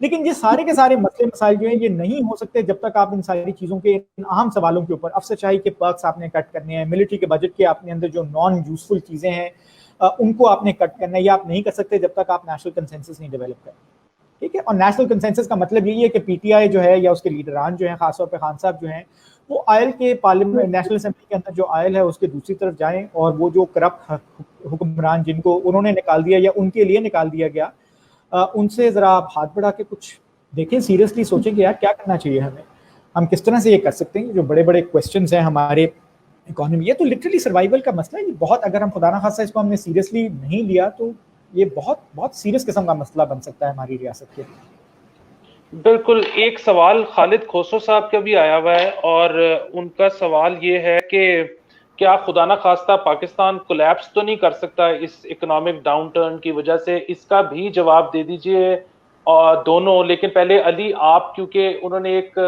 फहद ने एक सियासी कंसेंसस की बात की है, तो क्या इस वक्त ऑपोजिशन कुछ कर सकती है या कोई ऐसी चीज है जो उनको करनी चाहिए? अच्छा देखें, वो चीजें करने वाली है ना, वो बड़ी ऑब्वियस है। और अगर वो इमरान खान का होना ना होना, उसमें फर्क नहीं पड़ता। मतलब आपने अगर मिलिट्री से ये बात करनी है कि जनाब इस वक्त आपको अपने नॉन कॉम्बैट बजट में कमी करनी है, तो ये इमरान खान हो या शहबाज शरीफ हो, अनलेस एंड अनटिल विल नहीं है, ये नहीं होगा। कंसेंसस से ज्यादा इस वक्त एक्चुअली ना डिसाइसिव लीडरशिप की जरूरत है, ठीक है। और वो डिसाइसिव लीडरशिप है जो इस वक्त लैकिंग है। अच्छा, ऑपोजिशन का हाल ये है कि ऑपोजिशन वाले तो मेरा ख्याल है खुद अली अनसेंसर्ड और हमारे पॉडकास्ट देख के प्रेस कॉन्फ्रेंस करते हैं, नेशनल असेंबली में तकरीरें करते हैं। मतलब उनकी अपनी तैयारी क्या देखे ना, हम यहाँ पर जो बातें करते हैं पॉडकास्ट पे या इस डिस्कशन में या इवन मतलब कहीं और पे भी, वो प्राइमरली हम सिर्फ आइडेंटिफाई कर रहे हैं, हम बहुत डिटेल में सोल्यूशन डिस्कस नहीं कर रहे हैं। अगर आप ऑपोजिशन हैं तो आपको बैठना पड़ेगा, आपको समझना पड़ेगा कि जनाब अच्छा ओके, अब ये जब मतलब इसका देखें, एक है वो चीजें जो हमने यहाँ बैठ के आउटलाइन करनी, दूसरा है उसका पॉलिसी। वो पॉलिसी रिस्पॉन्स मुझे फ्रैंकली नजर नहीं आ रहा है। मतलब मैं बजट की कुछ तकरीरें जिन लोगों ने बजट के ऊपर की, बजट के ऊपर जो की, मतलब वैसे तो अक्सर लोग आते हैं और इधर उधर की हवाइयां उड़ा के बजट तकरीरों में चले जाते हैं, वो मैंने सुनी। मतलब एक तकरीर, एक पर्टिकुलरली एक मतलब यहाँ पे जो मतलब प्रॉब्ली द ओनली वर्दी मेंशन वाज हिना रबानी का, who actually spoke on budget, but even her analysis was more of hindsight rather than solutions. कि आगे हमें करना क्या है। मतलब बिलावल ने गालिबन ऑपोजिशन की साइड पे अगर लीडरशिप की बात करें तो Bilawal probably had the most elaborate speech, but Bilawal की स्पीच के अंदर भी वो हाईलाइट्स ही थी, कोई मतलब कोई कंक्रीट पॉलिसी रिस्पांस नहीं था। और हाइलाइट्स में जो प्रॉब्ली एक अच्छी चीज मतलब चलें आप ये कह लें कि क्योंकि सिंध गवर्नमेंट इस सारे सिचुएशन के अंदर वो जो 2-3 क्रिटिकल चीजें हैं उस पर बाकियों की निस्बत शायद थोड़ा सा ज्यादा बेहतर रिस्पॉन्ड कर रही है, तो उनके पास शायद वो रिपोजिटरी भी थोड़ी सी ज्यादा थी जिसकी बेस पे वो बात कर सकते थे। मगर अभी तक मुझे देखें ना, आपकी मतलब सबसे बड़ी ऑपोजिशन की जमात है पाकिस्तान मुस्लिम लीग नवाज, उसके बाद पाकिस्तान पीपल्स पार्टी है। पाकिस्तान पीपल्स पार्टी पाकिस्तान में मतलब उससे ज्यादा फौज के बाद उससे ज्यादा किसी ने रूल नहीं किया, ठीक है। ऐसी पार्टीज की तरफ से अभी तक हमें कोई कॉम्प्रिहेंसिव नेशनल ड्राफ्ट नजर नहीं आया कि भाई इन हालात में यहाँ हम खड़े हैं, यहाँ हमें जाना है और ये रास्ता है। और चीजें बड़ी सीधी सीधी सी हैं, चीजें बड़ी सीधी सीधी सी ये हैं जनाब। पहली चीज कोर्स ये है कि आपको सिविलियन साइड पे डिसाइसिव डिसीजन लेने हैं, वहां प्राइम मिनिस्टर को डिसीजन लेने से कौन रोक सकता है, ठीक है जी। आपने कहना है कि जनाब ऐसी की तैसी आज के बाद पर्क्स प्रिविलेजेस मिला के किसी सरकारी मुलाजिम की तनख्वाह अगले 2 साल के लिए 3.5 लाख 3 लाख से ऊपर नहीं होगी। इसके लिए तो आपको फौज की जरूरत भी नहीं है, ठीक। आपने जो ये मिनिस्ट्री है, जिस तरह हमने पहले बात की कि रिलीजियस अफेयर्स की एक मिनिस्ट्री है, हज की एक मिनिस्ट्री है, अलग से साइंस और टेक्नोलॉजी की एक मिनिस्ट्री है, आईटी की एक मिनिस्ट्री है, टेलीकम्युनिकेशन की एक मिनिस्ट्री है। मतलब हम हैं कहाँ पे, मतलब हमें कुछ समझ नहीं आती है कि वो वजीर रंगबाजी हैं, उन्होंने एक नई सिचुएशन शुरू की हुई है दुनिया में हमारे साथ। अच्छा, अब ये कंसोलिडेशन का है, क्योंकि ये एक्चुअली एविएशन की मिनिस्ट्री जो है ये आइडियली कम्युनिकेशन के नीचे होनी चाहिए थी। कुछ वजूहत की वजह से पहले ये डिफेंस के नीचे होती थी, और डिफेंस के नीचे से इसको निकाल के अब एक अलग मिनिस्ट्री बना दिया गया हुआ। जब पाकिस्तान बना था, कोई बैठ के किसी दिन हिसाब किताब करे कि 10 करोड़ आबादी थी हमारी, क्योंकि तब एक इकट्ठा पाकिस्तान होता था। उस 10 करोड़ की आबादी में कितने डिप्टी सेक्रेटरी थे सूबाई और वफाकी हुकूमतों में मिला के, कितने जॉइंट सेक्रेटरी थे, कितने एडिशनल सेक्रेटरी थे, कितने सेक्रेटरी थे, और आज हमने कितनी बड़ी फौज इकट्ठी की हुई है। मतलब 10 से 22 करोड़ हुए हैं, वो 2 गुना हो जाता। हम कई गुना पे चले गए हैं। मतलब 1980 में या 1970 में हमारे फौज में जर्नैल कितने होते थे, ब्रिगेडियर कितने होते थे, कर्नैल कितने होते थे, और आज कितने। मतलब सरकार का हुजम इसी तरह फैलता है ना। मतलब ये हमारी मतलब स्टेट को बड़ी तो नहीं हो गई, स्टेट तो वही 8 लाख 8.5 लाख स्क्वायर किलोमीटर का इलाका है अभी भी। आबादियां हैं, थोड़ी सी बढ़ गई है, बिल्कुल ठीक है, वो चलें, आप कह सकते हैं, जस्टिफाई कर सकते हैं कि चलें डिस्ट्रिक्ट एडमिनिस्ट्रेशन में प्रॉब्ली आपको इजाफे की जरूरत है। बाकी और क्या है, मतलब 10 से 22 लाख हुआ, डबल हो जाएगा। 10 से 22 करोड़ हुआ था, डबल हो जाएगा ज्यादा से ज्यादा। वो कई गुना कैसे बढ़ गया। मतलब ग्रेड 17 का अफसर जो है अक्सर महकमों में, उसके पास 80-80 लाख की गाड़ी और महीने का 80-80 90 हजार का पेट्रोल कैसे सैंक्शनड है। इसका हिसाब किताब हुकूमत को, और ये इसके लिए वजीर आजम को, अगेन फ्रैंकली इसमें से कई चीजें जिसके लिए आपको फौज के पास जाने की जरूरत भी नहीं है। तो फौज को भी इस चीज को समझना चाहिए कि इस वक्त हालात बड़े क्रिटिकल हैं, उनको भी देखना चाहिए। ठीक है। और फिर यहाँ पे वो थोड़ी सी बात फहद वाली, वो पॉलिटिकल कंसेंसस वाली ठीक इसलिए नहीं लगती कि वही बात है कि वैसे तो हमें याद है कि मियां साहब ने बल्कि काफी मसाइल खड़े किए थे, लेकिन बहरहाल थोड़ा सा कंसेंसस था, क्योंकि तो 18वीं तरमीम और पता नहीं एनएफसी और क्या कुछ हो गया। अच्छा, वो तो यहाँ पे तो मसला ये है ना कि आप अगर किसी की ब्यूरोक्रेट की तनख्वाह के बारे में बात करेंगे तो ऑपोजिशन उठ जाएगी। अच्छा, एक तो ये कि वो मियां साहब ने नहीं किए थे, वो जरदारी साहब ने किए थे। एग्जैक्टली मैं वही कह रहा हूँ कि हालांकि मियां साहब ने तंग किया था, लेकिन ठीक चलो है। थोड़ा सा था तो हो गया। अच्छा, दूसरी चीज ये है, दूसरी देखें, एक चीज आपको और समझने की जरूरत है। वो समझने की जरूरत ये है, वो कॉन्स्टिट्यूशनल रिफॉर्म्स। कॉन्स्टिट्यूशनल रिफॉर्म्स के लिए आपको 2/3 चाहिए। ये सारे एग्जीक्यूटिव मेजर हैं और ये इमरजेंसी के मेजर हैं। ये सारे के सारे, मतलब हमारे पास, हमारे सामने एक मिसाल मौजूद है कि हमारे इसी मुल्क के अंदर एक सूबा है जिसका नाम सिंध है। वहां एक आदमी है, वो पढ़ा लिखा, स्मार्ट, इंटेलिजेंट, चीजें समझने वाला आदमी है। उसने फैसला किया कि भाई ये चीजें होनी चाहिए। वो चीजें होती गई। फेडरल गवर्नमेंट की तरफ से कुछ रेजिस्टेंस आई है, बट आज भी अगर आप आज कल का टेस्टिंग डेटा उठा के देख लें तो सिंध अकेले के को तकरीबन 9,500 टेस्ट हैं और पूरे पाकिस्तान के 19,000 टेस्ट हैं, जिसकी सिंध की आबादी पंजाब का 1/3 है। तो बाकी पूरा पाकिस्तान, जिसमें पंजाब भी शामिल है, केपी भी है, बलूचिस्तान भी है, जीबी भी है, इस्लामाबाद भी है, आजाद कश्मीर भी है, उसके बराबर टेस्ट एक सूबा कर रहा है। एग्जीक्यूटिव डिसीजन था, ले लिया। और लाइकली, मतलब अभी शायद ये पेंडेमिक चल रहा है, लेकिन एक चीज मैं आपको बता दूं, सिंध की टेस्टिंग भी अभी सफिशिएंट नहीं है फ्रैंकली, और उसकी वजह वही है कि रिसोर्सेज अभी उस तरह एलोकेट नहीं हो रहे हैं इस तरफ। लेकिन because of this advantage in testing, you will see कि सिंध के अंदर इन्फेक्शन रेट सबसे पहले नीचे आना शुरू होगा। ये साइंस है, इसके अंदर और कुछ है ही नहीं। मतलब इसके अंदर किसी का कोई कमाल नहीं है।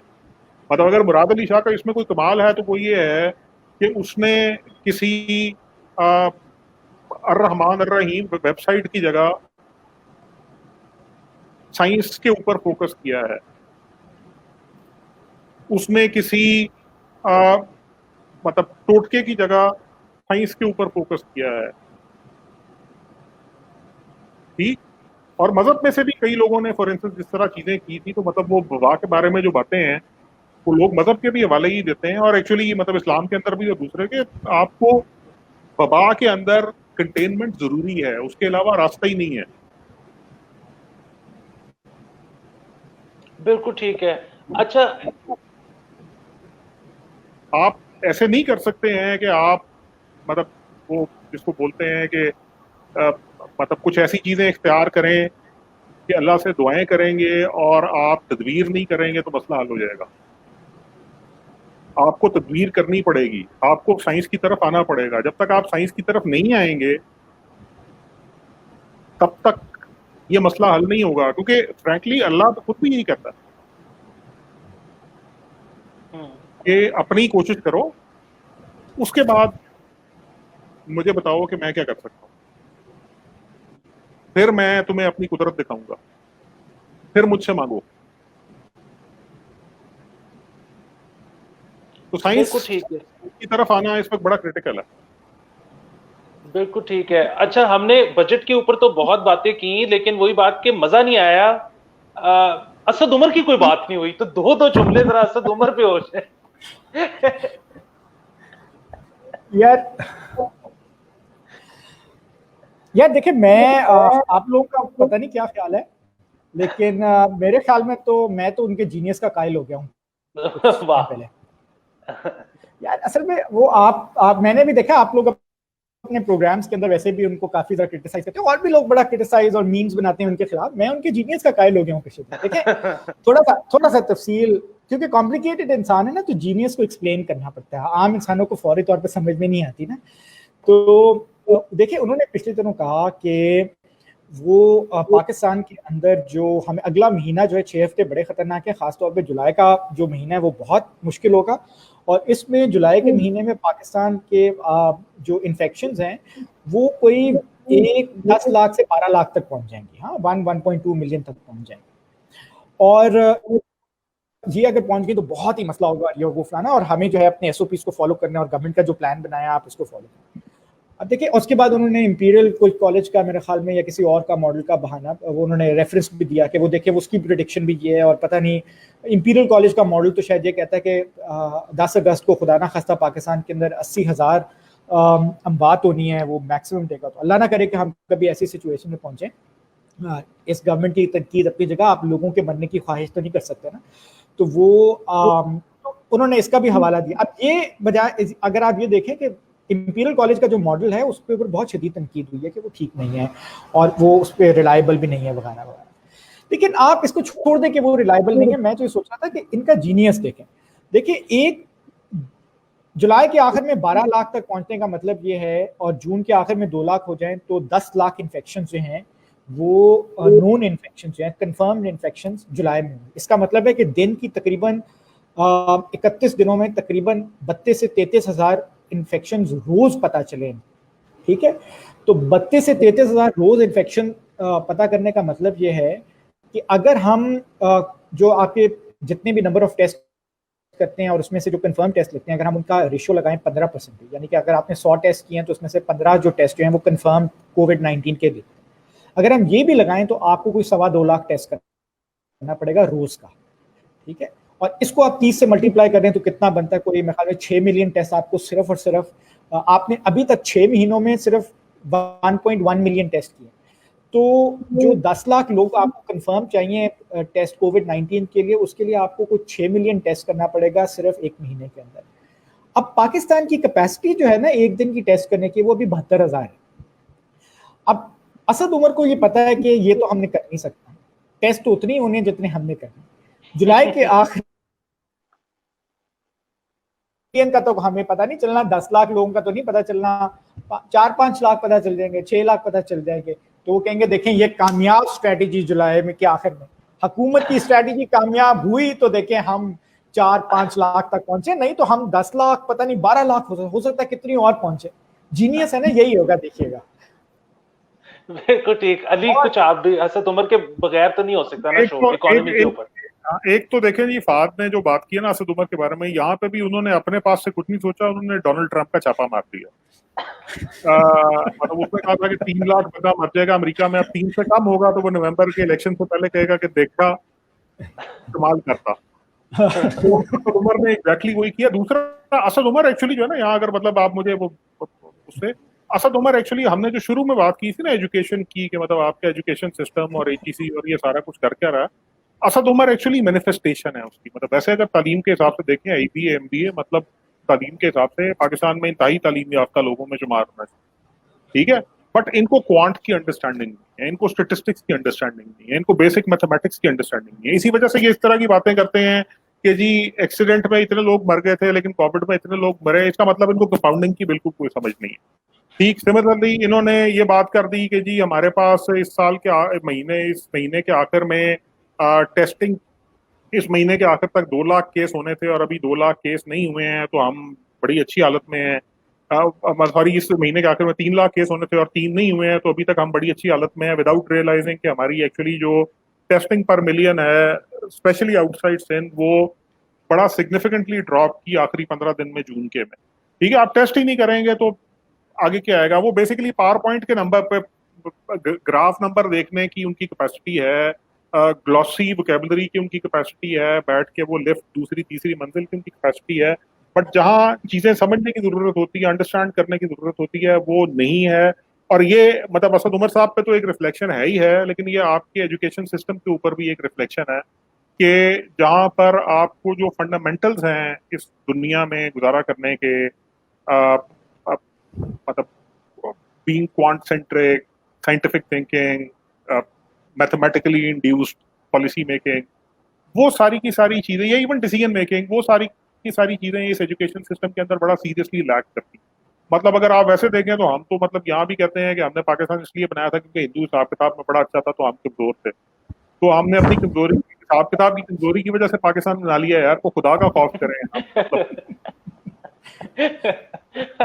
अच्छा, आखिर में बस कुछ इस पे हो जाए बात के, और उसके बाद फिर हम रैप अप करते हैं कि जिस तरह फहद ने तो शुरू में बता दिया था कि फहद के ख्याल में तो जो दूसरा बजट है वो कहीं नवंबर दिसंबर के करीब आएगा।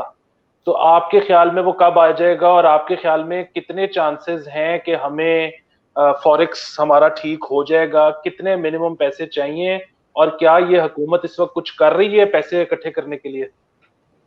अच्छा, जहां तक तो पहली बात है कि हमारा पैकेज अगला बजट कब आ जाएगा, तो हमारा बजट तो ऑलरेडी एक तो आ चुका है। आपकी पेट्रोल की प्राइस जो है वो 75 पैसे 101 रुपए हो गई, और वो ओगरा की स्टिपुलेटेड जो 15 और तारीख या यकम तारीख होती है उस पर नहीं हुई है, वो एक्चुअली 25 बीच में इंटरम की गई है, ओगरा को टोटली बाईपास किया गया है। फाइनेंस डिवीजन की समरी थी जिसके ऊपर वो बढ़ाई गई है। तो एक मिनी बजट तो ऑलरेडी आ चुका है, और मेरा ख्याल है कि ये हुकूमत जो है ये इतनी बेवकूफ हुकूमत है, इसकी फाइनेंशियल टीम इतनी बेवकूफ है कि ये अगले 15 20 25 दिन के अंदर अंदर इस तरह की और हरकतें करेंगे। गालिबन आपकी गैस की प्राइसेस भी ऊपर जाएंगी, आपकी बिजली की प्राइसेस भी लाइकली ऊपर जाएंगी, और इस तरह शायद कुछ ना कुछ टैक्सेशन वगैरह जो है उसको ट्रांजेक्शन वगैरह के ऊपर ऐड करने की भी कोशिश की जाएगी।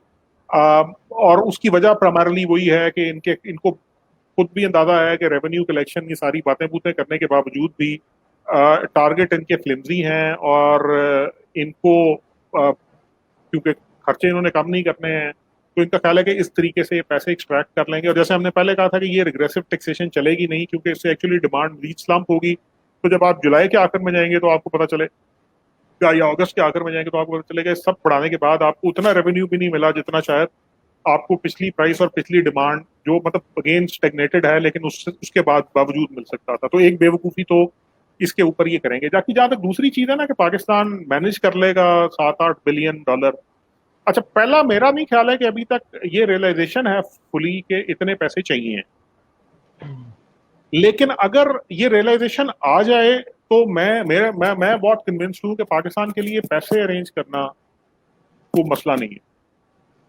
मतलब डिस्पाइट द फैक्ट कि ये हमारी, वो जिस तरह फाद भी कह रहे थे कि हमारी पहली हुकूमत है जिसने हमारे सारे एलाइज को नाराज किया। पहले आपके वजीर आप आए और आपके वजीरों ने आके चीन के खिलाफ फाइनेंशियल टाइम्स को इंटरव्यू भी दिए, और आपके जो फवाद साहब जब वजीर इत्तलात होते थे उन्होंने प्रेस कॉन्फ्रेंस कर दी कि सी पैक में पता नहीं क्या हो गया है, और मुराद सईद साहब दिन रात इसके बारे में बातें करते थे। तो एक तो चीन इससे, सीधी सी बात है, मतलब सीपैक पे आप अकेली पार्टी नहीं है, या पीएमएलएन या पीपल्स पार्टी को अकेली पार्टी नहीं थे। चाइना दूसरी साइड की पार्टी है, चाइना एक स्टेट है, पाकिस्तान एक स्टेट है, सीपैक दोनों का ज्वाइंट मंसूबा है। तो इस तरह की चीजें आप, मतलब गंदे कपड़े आप सड़क के ऊपर बैठ के नहीं धोते हैं ये वाले। उसके बाद दूसरा क्रिटिकल मुल्क जो बचता है, क्योंकि सीधी सी बात है, भले सऊदी अरेबिया, तुर्की और मुत्तहदा अरब अमारात, दो इन तीनों मुल्कों के साथ भी इस हुकूमत ने काफी मबलिंग जमलिंग की है। पिछली हुकूमत ने भी की थी वैसे तो इनके साथ, तो क्योंकि बरादर इस्लामी मुल्कों के साथ दोनों पीटीआई पीएमएलएन को खूब सेशन है इनके साथ। बरादर तो इनमें साइडें सूडें भी लेते हैं, और विदाउट रियलाइजिंग कि हमें न्यूट्रलिटी है जो हमारी वैल्यू बनाती है, बट उसको फिलहाल हम साइड पे रख देते हैं। लेकिन दो मुल्क हैं इस वक्त जो कर सकते हैं आपकी, एक चीन है जिसकी हमने बात कर ली, दूसरी अमेरिका है। हमारा वजीर आजम जो है वो फ्लोर ऑफ हाउस के ऊपर खड़ा होकर कह रहा है कि ओसामा बिन लादेन शहीद है। अब इस सब के बाद मतलब इन हालात के अंदर मतलब मुझे समझ नहीं आती है कि ये क्या हुकूमत है, ये कैसे चल रही है, ये कैसे चलेगी। लेकिन इसके बावजूद, इस सब के बावजूद, क्योंकि इन ये दो मुल्क, मतलब हम इनके बहुत पुराने तादी हैं। अमेरिका के साथ हमने, मेरा नहीं ख्याल है कि अमेरिका के साथ एशिया में जो ग्लोबल एडवेंचर हैं वो किसी ने हमसे ज्यादा किए हैं। अमेरिकियों को भी इस चीज का एहसास है। तो टाइम टेस्टेड को कोई छोड़ता नहीं है, उससे वक्ती नाराजगियां हो सकती हैं, तो बीच में ओबामा जैसे लोग आ सकते हैं जो पहले 2-3 साल समझेंगे कि पाकिस्तान की बाजू में रोड़ने से काम चलेगा, फिर अपने चौथे पांचवें साल में उनको एहसास होता है कि नहीं, बाजू में रोड़ने से काम नहीं चलेगा, अब इनके साथ बात दोबारा शुरू कर देते हैं। तो वो जो रास्ते हैं ना, तो मेरा अभी भी यही ख्याल है कि इसके बावजूद अगर ये हुकूमत को रियलाइज हो कि ये हमारा फाइनेंशियल फोकस है और हमें इतने पैसे चाहिए हैं और ये मुल्क हैं जो हमारी मदद कर सकते हैं, तो अब 7-8 बिलियन 10 बिलियन डॉलर इकट्ठा करना भी, उसको रीफाइनेंस करवाना भी पाकिस्तान के लिए, not because of its economic muscle, दो आपस की बात है। अभी तक एक चीज जिसको हमने एक्सप्लोर ही करना किया वो ये है कि हम 22 मिलियन की मार्केट हैं। इन टर्म्स ऑफ पॉपुलेशन हम दुनिया की 5वीं बड़ी market, in terms of human resource हम दुनिया की 5वीं बड़ी मार्केट बन सकते हैं, इवन लो स्किल्ड में। हमने इस तरफ तो देखा ही नहीं, ध्यान नहीं दिया। अभी तो हम लेकिन इवन हमारी जियो पॉलिटिक्स के ऊपर भी 7-8 बिलियन रीफाइनेंस करवाया जा सकता है। बट पॉइंट ये है कि वो रीफाइनेंस कराने के बाद भी हम उसको वो असिस्टेंट कमिश्नरों के लिए $350 खरीदने में और को गोल्फ क्लब बनाने में खर्च कर देंगे, या उसको एक्चुअली वहां इस्तेमाल करेंगे जहां उसको इस्तेमाल होना चाहिए।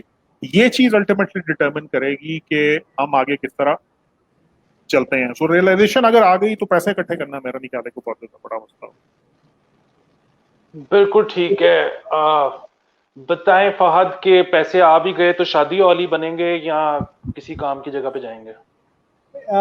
मेरे ख्याल में थोड़ा सा पैसे में मलिक साहब की मेरे ख्याल में ऑप्टिमिस्टिक जो है, ऑप्टिमिज्म जो है about raising money, I think वो देखिए मेरे ख्याल में मलिक साहब ने दो मुख्तलिफ बातें की। एक तो ये कि डेट्स जो करंट हमारी डेट रिपेमेंट्स हैं, हम उनको रीफाइनेंस और रीस्केजुलिंग कर सकते हैं कि नहीं करते। आई थिंक उसके अंदर तो रीस्केजुलिंग कुछ पेरिस क्लब से हो भी गई है।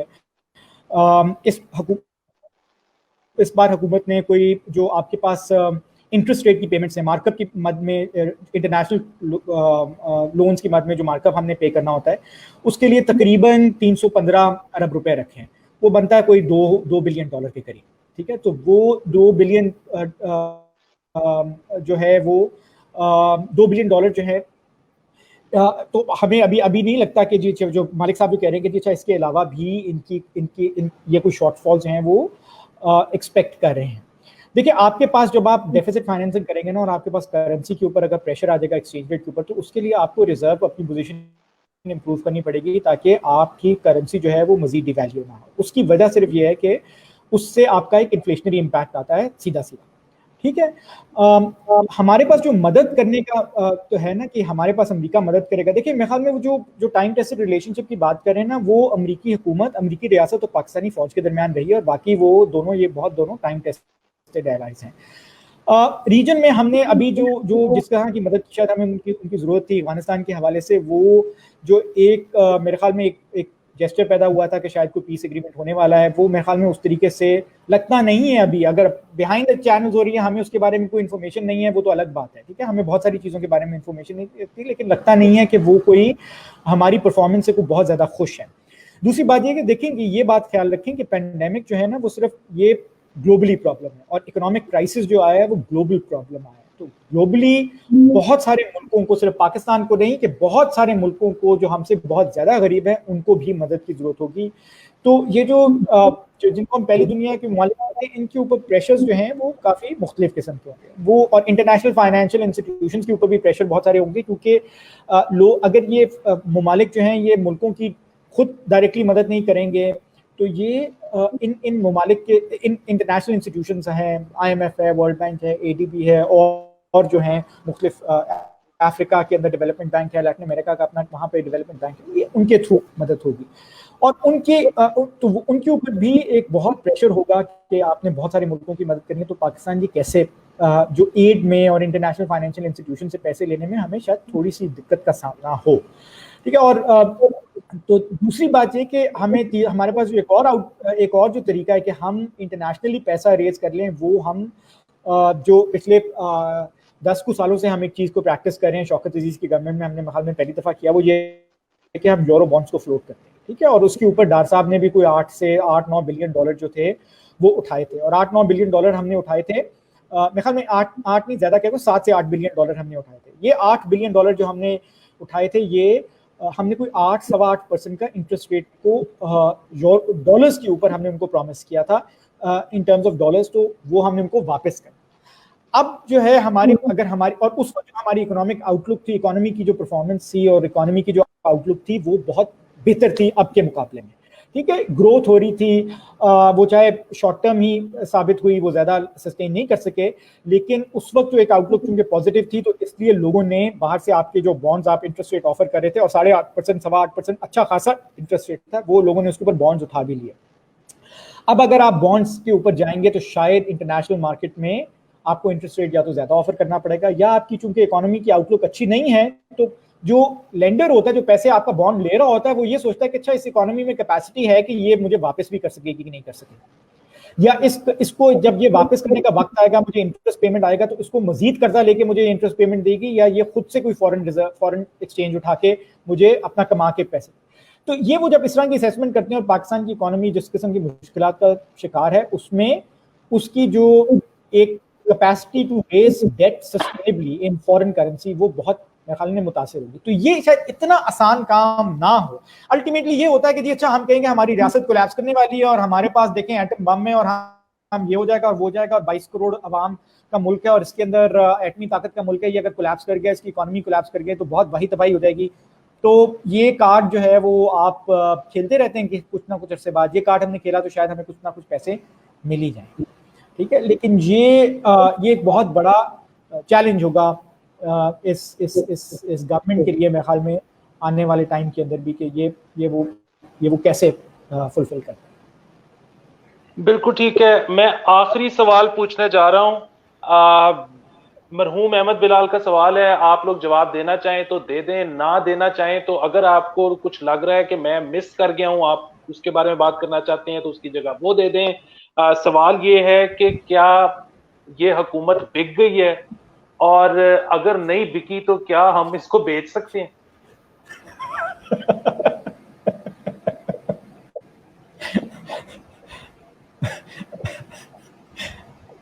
तो मेरे ख्याल में ये प्रोग्राम यहीं पे मुझे आप करें, मैंने अभी बात पहले फात भाई कर ले, फिर मैं कर लेता हूं। नहीं, मुझे मैं सिर्फ ये कहने लगा था कि मुझे वो जब ये नया पाकिस्तान आया था, हुकूमत आई थी, तो वो जो एक मीम सर्कुलेट हुई थी ना जरदारी साहब से कि नया पाकिस्तान अगर बन गया तो पुराना वाला मुझे दे दो, मैं बेचा, वो मुझे एकदम से ये बात आई ना, तो मुझे वो याद आ गई। तो मेरे ख्याल में ये आप वो भी मीम फाड़ देनी चाहिए, क्योंकि बिकने वाला सीन भी कोई नहीं है। अच्छा, मतलब ये हुकूमत मतलब शायद बिकना चाहे, लेकिन इसके पैसे कौन देगा? मतलब इसके लिए क्यों कोई खर्चा करेगा? तो एक चीज। अच्छा, दूसरी चीज वैसे मतलब वहां पे बीच में एक चीज और रह गई थी। आई थिंक दुनिया में बल्क मुल्कों को डेट रिलीफ जितना चाहिए मिल जाएगा। क्रिटिकल एलिमेंट ये होगा कि आप वो अवेल कब करते हैं, बिकॉज वो मुल्क जो जल्दी इसको अवेल कर लेंगे और जो पेंडेमिक पे जल्दी काबू पा लेंगे तो 1, 1.5, 2 साल के बाद जब ग्लोबल इकोनॉमी रिकवर करना शुरू करेगी, उनके पास एक हेड स्टार्ट होगा। ठीक है, इंडोनेशिया इन पर्टिकुलर इसके अंदर एक बड़ी इंटरेस्टिंग एग्जांपल है। एक तो बेसिकली है फर्स्ट वर्ल्ड। ठीक है, फर्स्ट वर्ल्ड के अंदर मतलब अगर आप यूके को निकाल दें, जो पता नहीं अब कितनी देर तक फर्स्ट वर्ल्ड रहता है, तो ईयू है, ईयू की अपनी रिलायंस मनी प्रिंटिंग के ऊपर किसी और के लिए नहीं है, उसकी एक्सटर्नैलिटीज बड़ी लिमिटेड है। ब्रेग्जिट के बाद यूके के साथ ये मसला आ गया, अगर यूके में ब्रेग्जिट ना हुआ था तो वहां पर भी ये मसला ना होता, करेंसी भले अलग अलग थी।